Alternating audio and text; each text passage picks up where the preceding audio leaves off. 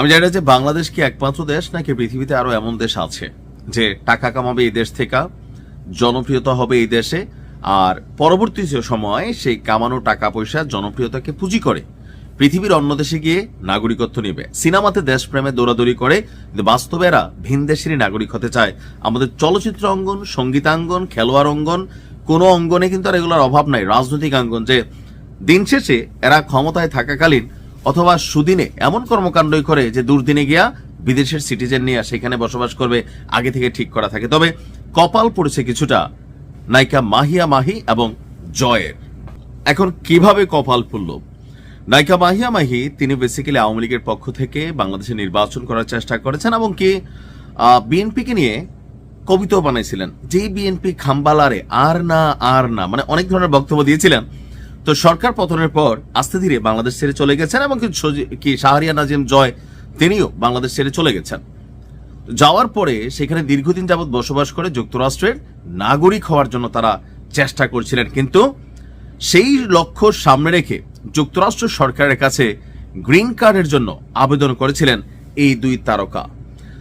বিশ্বস্ত সূত্রগুলো বলছে সর্বশেষ দফায় যুক্তরাষ্ট্রের ট্রাম্পের হঠাৎ করে যে অভিবাসন নীতিতে ব্যাপক পরিবর্তন, সেই অভিবাসন কর্তৃপক্ষ তাদের আবেদন অনুমোদন দেয়নি, অর্থাৎ তাদেরকে দেশে চলে আসতে হবে। প্রয়োজনীয় কাগজপত্র এবং আবেদন সংক্রান্ত কিছু বিষয়ে পুরোপুরি সন্তুষ্ট হতে না পারায় যুক্তরাষ্ট্র ইমিগ্রেশন তাদেরকে মার্কিন যুক্তরাষ্ট্রের নাগরিকত্ব দিচ্ছে না। সূত্র বলছে যে ব্যক্তিগত এবং পারিবারিক জীবনে নতুন অধ্যায় শুরু করতেই যুক্তরাষ্ট্রে স্থায়ী হওয়ার ভাবনা ছিল মাহিয়া মাহি এবং জয়ের। সেই অনুযায়ী তারা সব প্রস্তুতি নিয়ে আবেদনপত্র জমা দেন, কিন্তু যাচাইয়ের সময় অতিরিক্ত তথ্য এবং নথির ঘাটতি দেখায় আপনার গ্রিন কার্ড প্রক্রিয়া থেমে গিয়েছে। এখানে তারা বলছে যে দুজনের একটা বক্তব্য যে সাম্প্রতিক সময়ে যুক্তরাষ্ট্রের অভিবাসন নীতিতে বেশ কড়াকড়ি আরোপ করা হয়েছে, আর এখানে যা চাওয়া হয়েছিল তো সেই তুলনায় বাড়তি তথ্য, বাঙালি তো দুই এক লাইন একটু বাড়তি তথ্য দিবেই। তো গত 1.5 বছরে বাংলাদেশের অনেক চলচ্চিত্র অঙ্গনের তারকা, এখন দেখেন বিএনপির প্রতিও অনেক তারকারা ঝুঁকা পড়ছে, মানে তোষামদি শুরু করছে। শিক্ষা নাই।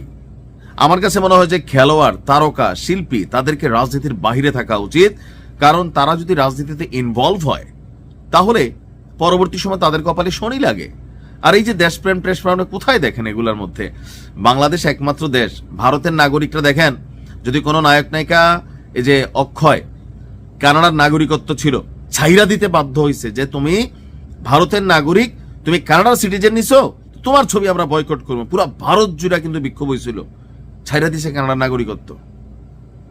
আর আমাদের বাংলাদেশে মানে দিন শেষে নায়ক নায়িকা হয়ে একটু পুঁজি টুজি বানায়, কে এক একজন এক এক ধান্দায় হাঁটে, আর একদম লাস্টে গিয়ে বিদেশে গিয়ে সিটিজেন টিটিজেন নিয়ে আবার এই দেশে আসে, ব্লগ করে।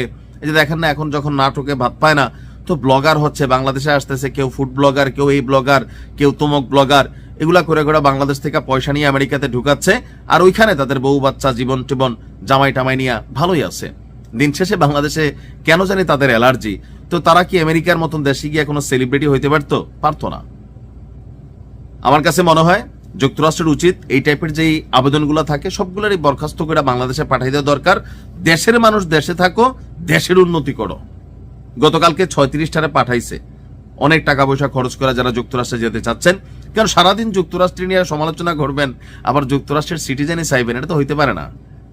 ভালো থাকুন, আসসালামু আলাইকুম।